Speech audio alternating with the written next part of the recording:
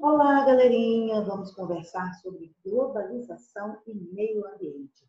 Geografia, professora Magda Lacerda. Para garantir uma boa relação entre globalização e meio ambiente, é preciso que as sociedades vençam um desafio. E qual seria esse desafio? O desafio está destacado aqui para vocês na parte de baixo. Observe. O desenvolvimento em uma perspectiva sustentável. Então, não dá para gerar um desenvolvimento econômico a qualquer custo. É necessário que o homem pense de maneira equilibrada desenvolvimento numa perspectiva sustentável.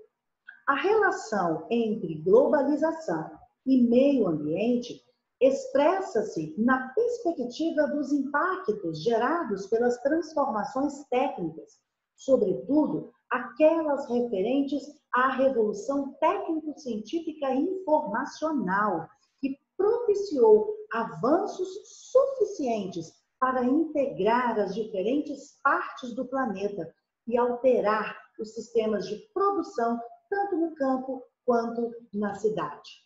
Então, nós vamos pensar aqui na globalização como um processo de integração global das sociedades, correspondendo a um período de maior avanço do sistema capitalista. Mesmo que de maneira desigual, e nós sabemos que a globalização ela não chegou na mesma intensidade em todos os locais do planeta, então existe uma desigualdade, mas mesmo que de maneira desigual e por vezes contraditória, praticamente todas as partes do mundo encontram-se conectadas com um grande fluxo de informações, fluxo de capitais, fluxo de bens e valores culturais. Esse panorama influencia, sem dúvidas, a forma como o ser humano interage e gera impactos sobre o meio ambiente. E nós vamos observar o seguinte, que no âmbito da questão ambiental, na globalização, nós podemos considerar como o principal marco histórico para a intensificação da alteração do meio natural pelas sociedades, a emergência da Revolução Industrial e suas posteriores transformações. Então, observem que a Revolução Industrial, ela trouxe consequências na economia, na política e no meio ambiente, que é o que nós estamos tratando neste vídeo. Como consequências na economia, nós podemos citar, por exemplo, o fortalecimento do capital, né? O crescimento econômico, o trabalho assalariado, né? E outras mudanças e alterações importantes.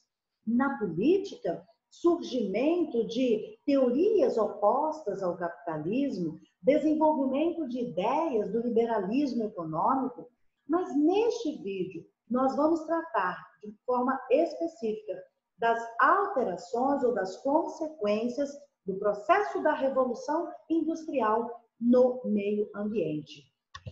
E aí nós vamos já de início pensar como o homem pode interferir nesse processo de degradação ambiental em nome desse desenvolvimento econômico.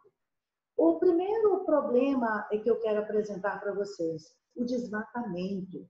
Esse é um problema seríssimo, né? Algumas áreas do planeta já estão completamente devastadas, né? As queimadas, o assoreamento. O assoreamento seria o assoreamento. Observem aqui, nessa imagem à direita, que eu tenho aqui a água, né, da chuva, ela vai sendo levada, observem as setas, ela vai sendo levada para o fundo do rio, para o leito do rio. Então, o rio ele vai sendo praticamente soterrado, né? E aí nós temos imagens como essa aqui da esquerda, que mostra exatamente esse processo de assoreamento dos rios. Esse é resultado, né, da interferência do homem no meio ambiente através do desmatamento, por exemplo. A poluição das águas. A poluição das águas é um problema seríssimo no Brasil. Nós temos, por exemplo, aquele tipo de poluição que é totalmente visível. Você olha, vê a quantidade de lixo sólido, né, depositado na água, mas nós temos também uma poluição que às vezes você não nota. Quando, por exemplo, esgotos são lançados, né, nos rios, ou na praia, e de maneira que as águas elas ficam poluídas, né, e pode trazer, por exemplo, doenças, né, para os consumidores. Outra questão importante é a poluição do solo, né, os lixos, a poluição da atmosfera. E nós vamos perceber o seguinte, que a industrialização ela vai ampliar o consumo ou gerar um consumo, digamos que muitas vezes exagerado, e esse consumo ele só vai ser possível porque ocorre uma pressão importante sobre os recursos naturais, né? Uma pressão sobre recursos naturais renováveis e não renováveis, uma pressão sobre o solo, uma pressão sobre as florestas, uma pressão sobre os minérios, sobre os recursos hídricos. O resultado é um planeta triste, devastado, e no final das contas, numa linguagem simbólica, um planeta com uma bateria fraca, né? Mas o consumo consciente pode ser uma boa ideia. E eu convido você a comprar essa ideia. Eu acredito que a sua resposta será sim. Muito bem. O campo também produz os seus efeitos. Até agora, nós falamos de efeitos gerados pelo processo de industrialização e desenvolvimento do capitalismo, certo? Indústria. Mas o campo também deixa marcas importantes no meio ambiente. E os efeitos dessas mudanças foram sentidos através, por exemplo, de técnicas agropecuárias, incluindo a mecanização do campo, a chamada Revolução Verde. A Revolução Verde é o nome dado ao conjunto de iniciativas tecnológicas que transformou as práticas agrícolas e aumentou drasticamente a produção de alimentos. Também poderíamos citar as transformações recentes introduzidas por conhecimentos científicos como a biotecnologia. A biotecnologia é a área de estudo e desenvolvimento de seres modificados em laboratório, com o intuito de promover o aprimoramento de técnicas em vários setores da sociedade. Então, tudo isso foi desenvolvido com vistas a aumentar a produtividade. A ideia é aumentar a produtividade no meio rural, gerando em contrapartida uma maior demanda sobre o consumo e a extração de recursos naturais. Então, as consequências geradas pelo desenvolvimento industrial dos últimos 250 anos são bastante discutidas e os seus limites exatos ainda não são muito precisos, sendo alvo de grandes debates no meio científico. De todo modo, as alterações na composição atmosférica e o esgotamento dos recursos naturais, que são, sem dúvida, os impactos mais duramente sentidos no contexto socioespacial. E, além disso, podemos também citar os eventos climáticos, que, na opinião da maioria dos cientistas, podem ganhar contornos dramáticos em um futuro próximo, com a intensificação do efeito estufa e o avanço do aquecimento global. Nós sabemos que o efeito estufa é um fenômeno natural, mas o homem, através de suas atividades, tanto no campo quanto na cidade, ele aumenta ou intensifica esse efeito quando ele envia para a atmosfera toneladas de gases tóxicos gás carbônico, né, dióxido de carbono, e a quantidade exagerada desses gases na atmosfera causam, né, esse efeito estufa que gera o avanço do aquecimento global, né? Causa um efeito estufa, digamos, o efeito estufa que vai trazer o lado ruim, o lado negativo do efeito estufa. Porque o efeito estufa é natural e é preciso para a nossa sobrevivência. Mas esse efeito estufa danoso, esse é responsabilidade do homem. Lembrando aqui a vocês, como que o homem pode trazer alteração na atmosfera? Veja, nós recebemos a luz solar, né? E é uma energia que é refletida, que deve ser refletida, liberada, ela deve voltar para o espaço. Porém, o que ocorre? O homem, com a intensificação do efeito estufa, né, ele vai fazer com que o calor fique aprisionado aqui na nossa atmosfera, causando a ampliação da temperatura planetária. Nesse contexto, ou nesse mesmo contexto da globalização, né, insere-se o fenômeno socioespacial da urbanização. Nós sabemos que a urbanização é um fenômeno gerado pelo processo da industrialização também, né, que trouxe, né, o homem do campo para a cidade, para que ele pudesse desenvolver a atividade industrial. E isso foi se intensificando de maneira mais específica em países desenvolvidos, né? E depois em países em desenvolvimento. Então, eu coloquei para vocês. No mesmo contexto, insere-se o fenômeno socioespacial da urbanização, que vem se intensificando nos países em desenvolvimento, após ter sido consolidado nos países centrais e alguns emergentes.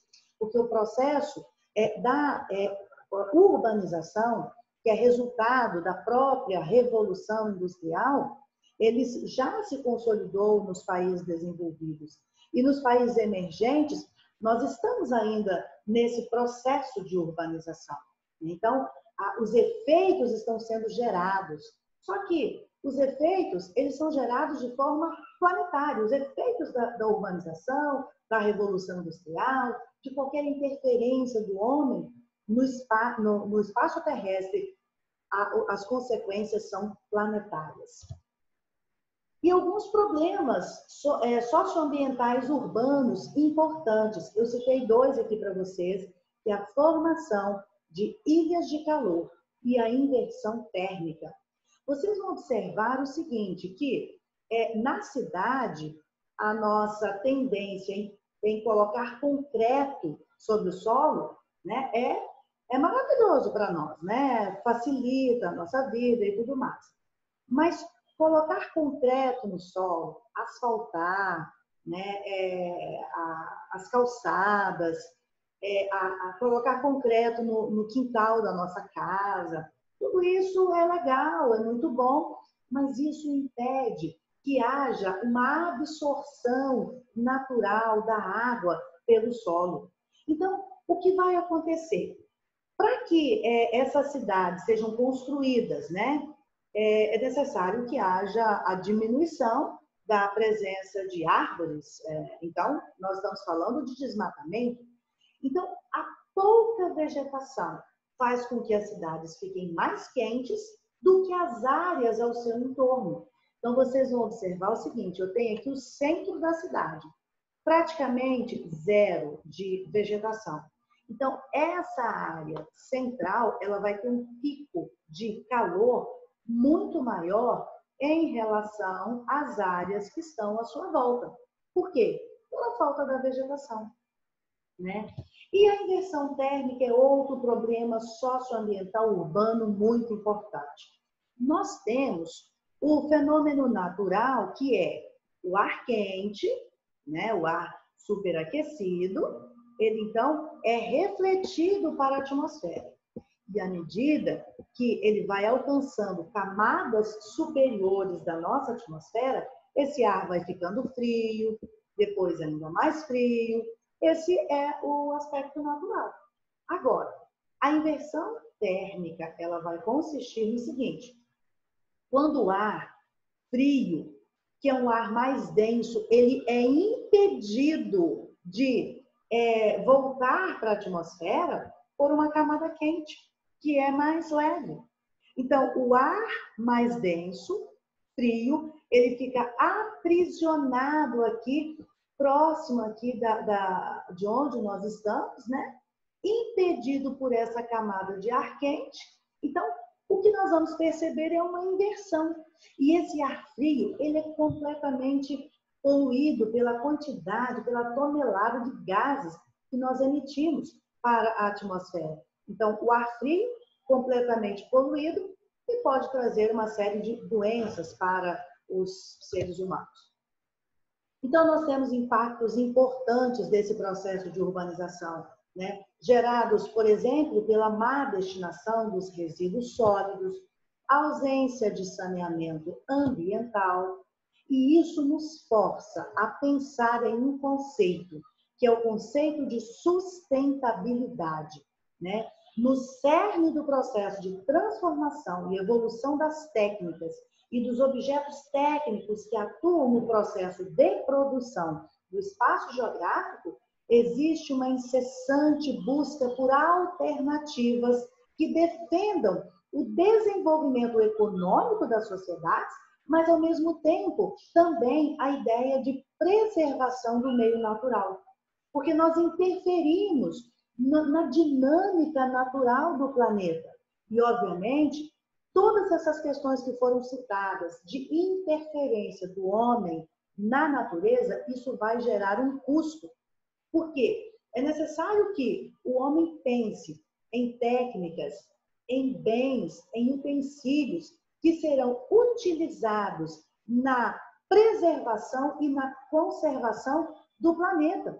É necessário que esses bens sejam destinados para a recuperação daquilo que o próprio homem gerou de instabilidade planetária. Então, tudo isso tem um custo.